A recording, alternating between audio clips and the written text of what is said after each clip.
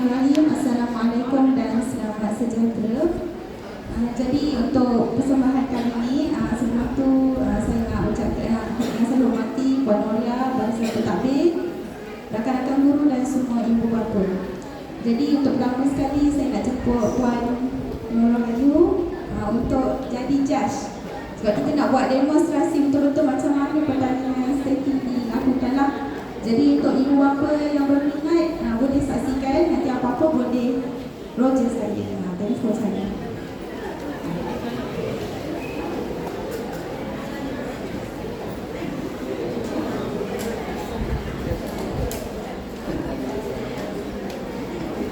Okey, jadi yang pertama sekali ialah kategori individu.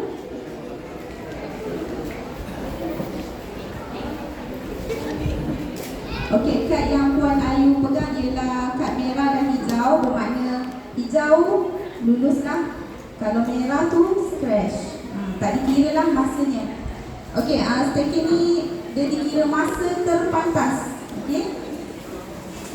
Okey, Syakimi dah bersedia. Okey, kategori individu tu warm up 333.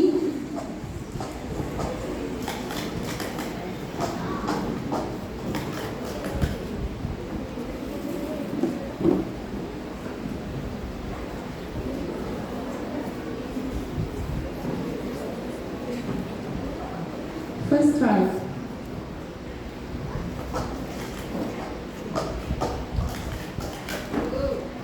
Okay, 3 saat. Okay. Second try.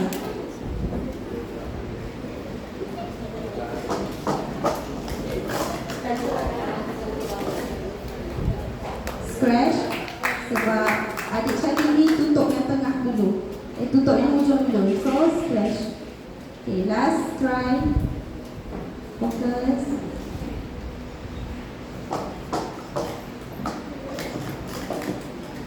Okay, 3 saat. Okay, teman-teman semua, rekod terbaik adik Syakimi ialah 1.8 saat.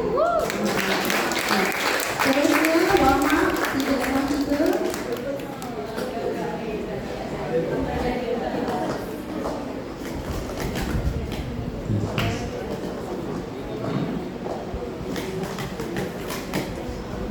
First try.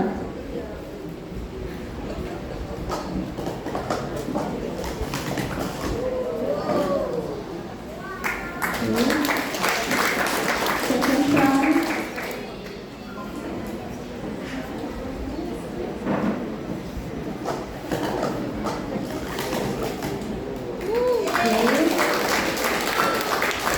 Third try.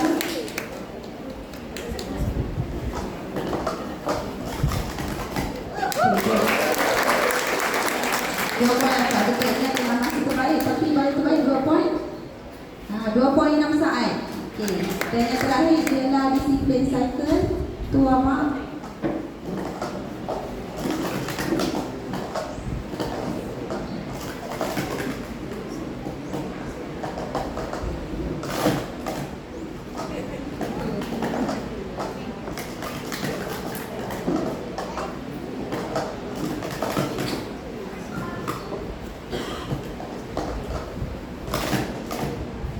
Okay, ready? First try.